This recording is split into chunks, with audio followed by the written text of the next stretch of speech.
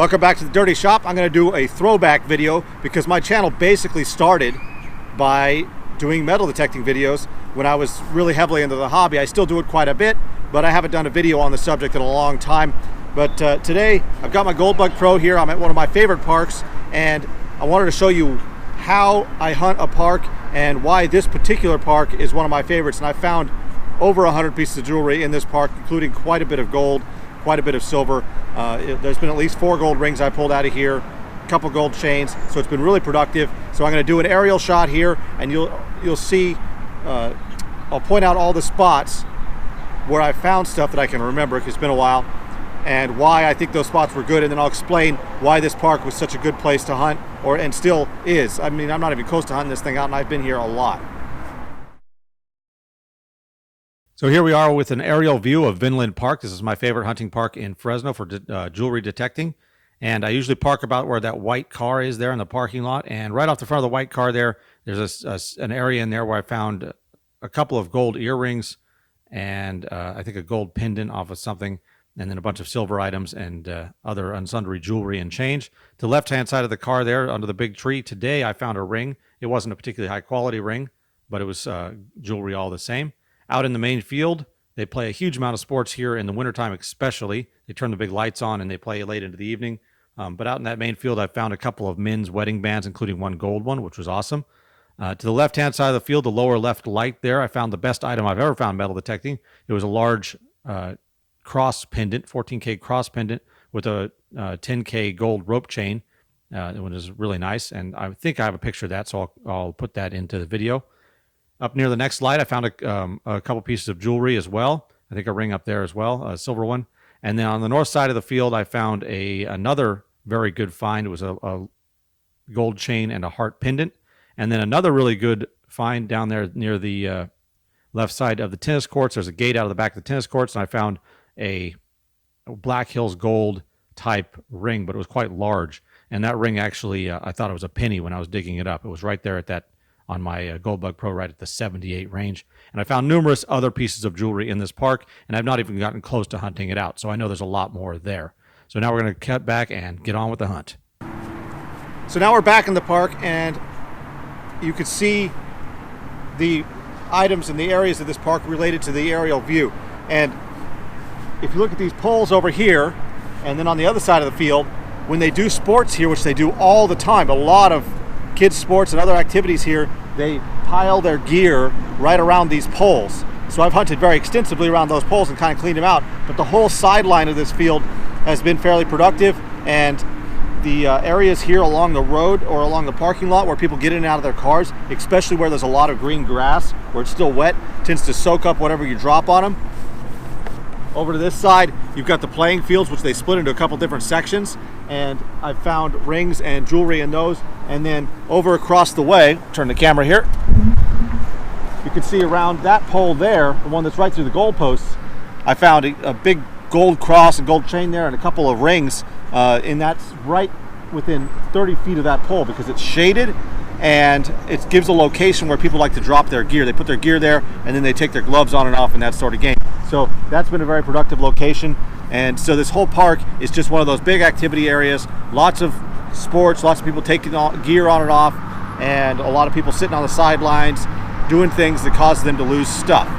So I had to get out here, do a little hunt. We'll see if we can turn anything up today. I've only got about an hour, maybe an hour and a half, but hopefully we'll get some jewelry. This place has never failed me. I've found jewelry every time I've been here. So let's give it a try. One other thing I wanted to mention before I got started out here was my setup. So I'm using my Goldbug Pro today. I've got the 10-inch coil, the oval coil on it. It covers the field a little better, and the trash in this park, except for in the areas where around the tables, is not so thick that I can't detect with this larger coil. On the back of this, I've got it's actually a little hose clamp, and I've got a wire hanging off, and I can clip that to my harness. And I built this harness. This is where the DIY side of my game comes in, because anytime I do something, I make my gear better depending on what I'm doing. So I made this harness, I sewed it up, just goes around my back. And I use this, and it helps me balance my detector, keeps me from dropping it, and I can do other things with my hands. And the tools I'm using, I've got my little tool bag here. It's just a Home Depot nail bag that's stuck into my harness. I've got my shovel, which I built. I really like this. Is my favorite digging shovel. And I've got my little mini shovel for when I think the target is really shallow. I also made this shovel, and it used to have a spike on the back, but I never used it, so I took it off. But that's my little backup shovel. A lot of the time I just detect with this. I'm looking for shallow items. Nothing I've ever found here has been deeper than about 4 inches. So depth on a detector is not nearly as important as discrimination and your ability to use it and recognize what your screen is telling you. And the more you play with it and you do it day to day, you get really smooth at it and you really understand what you're looking at. Like I could tell 100% of the time that I'm looking at a bottle cap, because bottle caps, double D coils love bottle caps, but 100% of the time I can tell I've got a bottle cap, and I'll show you that here in a few minutes as I get out there on the field. So I'm gonna get out there and hunt, and we're gonna see what we can get. So here's my basic setup. I'm gonna do a ground balance on the detector, make sure there's nothing underneath my coil. I'm gonna ground balance it. We're at about 78, which is very common here in Fresno, something right around 78, 80. And then I'm gonna go back to the disc mode, and I'm gonna take and set my tone break at about 48 is about where I like it. And it's not just the number that's important here, it's the consistency of the number when you're looking at stuff. So I'm set at 48, and then I like to run my gain usually right up around the middle. I don't want full power all the time, and it just tends to make things blurrier for me, and I'm less likely to be able to detect stuff. And then I'm starting to hit stuff that's way down deep in the ground, old iron and things like this, because a lot of these old parks were empty fields where people ran their cars around and threw things away, and then they plowed that under and just put grass on it, and you end up with a lot of deep iron. Everything that I find out here deep is always big iron or big old chunks of aluminum cans and that sort of game. So I usually run my gain about there, and if you use this as a gold detector, you'll realize that if you run your gain much up past about 11 o'clock, the thing hardly works because it's just so sensitive and it goes nuts. So I usually will run my gain somewhere in the gain sign, right around the N or the I, and we'll get out and detect with that. So let's see what we can get. So here we are, this is my first target. You can hear it's got a good tone to it, and if you look at the display, it's fairly stable right there around that 58, 59, 60 zone, and I really like that zone for gold and nickels and that sort of thing. So we're going to try and set this up here. This is the first time I've actually done this with my GoPro. I'm going to set this up here and see if we can pull this out. It sounds like the item is very shallow, so I'm probably going to just try it with this little thing right here, a little tool, piece of fabric right there. So I'm just going to pop that out. Oh, there it is. So there you go, that's a nickel. I'm gonna put my plug back. We'll move on and see if we can find another target. This target here is a very consistent 63, which probably means it's a pull tab. It's right in that zone, but it could be gold because I found plenty of gold in that pull tab range. And once again, it feels shallow. So there it is. There's a pull tab. Not very exciting. But learning to recognize what your detector is telling you is important. Okay, so here's something I wanted to show you. I'm sorry about the noise of the cars going by. There's a lot of vehicles in the area. But I wanted to show you this item because this is a bottle cap. I haven't dug it yet, but I know it. So you can see it here, 72, 71, very nice sounding, right? This is right in the penny range. But as I bring my coil backwards, see it drop off?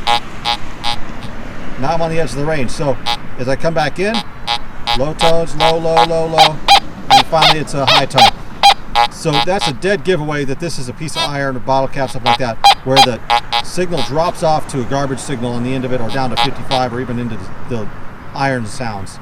So right there, we know that's a bottle cap. Let's dig it up and take a look.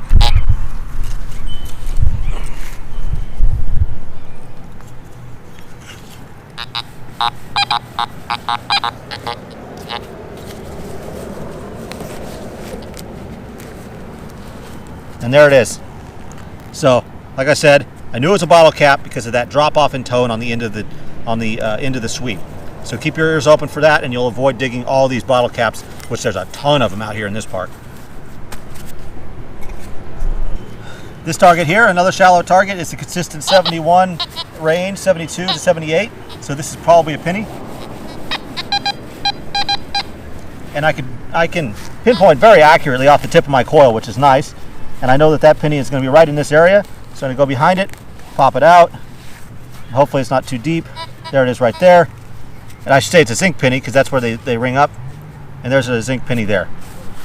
So far I am 5 for 5 on identifying what my target is. So every time I dig something, I try and guess what it is before I dig it up, and it kind of gives this little game for my mind and I start being able to really identify what I'm going to get before I dig it out. Here's another target in the pull tab to nickel range. It was the low 60s, like 58. I really like 58 as a number. I like digging up nickels. It tells me I'm looking for gold, which is always nice.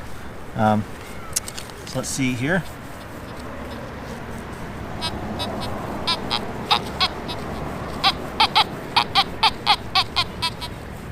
So it looks like I just missed it. It's off to the side here a little bit. Maybe a little deeper. Nope, it's right at the surface. Everything I've dug today has been within 1 inch of the surface. So there's no need for that super power detector that everybody always screams about, depth on a detector. That only helps if you're looking for like old antiques, Civil War sites and things like that. Or gold maybe. And obviously this is a gold detector. Where'd it go?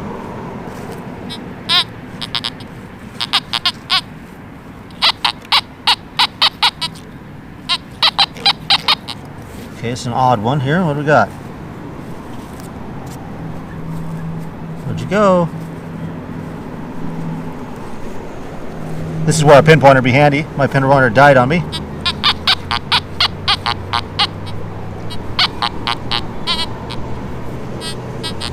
Now I'm starting to get some low tones out of this, so that's interesting. But something little, I'm guessing. Maybe a piece of foil. There it is. Yeah, it's a little ball of foil that was sitting on the surface, I think. Oh no! Hey, look at that. It's a lead fishing weight. I don't know why that's out here, but that's what this is made to find, is gold nuggets, and that's a very similar item to a gold nugget. But right in that 58 range, like I said. Interesting. Once again, we got a very steady 78, so I'm guessing that this is a penny. It's right there off the tip of my coil. It's going to go down under it a little bit. It's over. There it is. It's a penny. Nailed it. So of course I stopped filming just about the time that I could find some jewelry. But this target was a 58 to 60. I haven't really looked at it yet. I just dug in and popped it out. 58 to somewhere in there. I thought it was maybe a pull tab or a nickel. So I found my first piece of jewelry, and jewelry isn't always good, quality, but nobody loses jewelry lightly. And so if you find jewelry, you're probably on the right track. So this is some kind of junk ring, some sort of garbage. I haven't been recording all the digs here, but I found one here in the middle of the field. I got tired of working under that tree. It was just really trashy, and I can only take so much of that before I have to move out. And I found some good gold out here in this field. You can see by the dirt patches that it obviously gets used a lot. And in the wintertime, all these turn into mud, and mud soaks up jewelry, which is nice. And you're able to find it. So down here I've got a dead-on, like, stable 83. Can't see it there.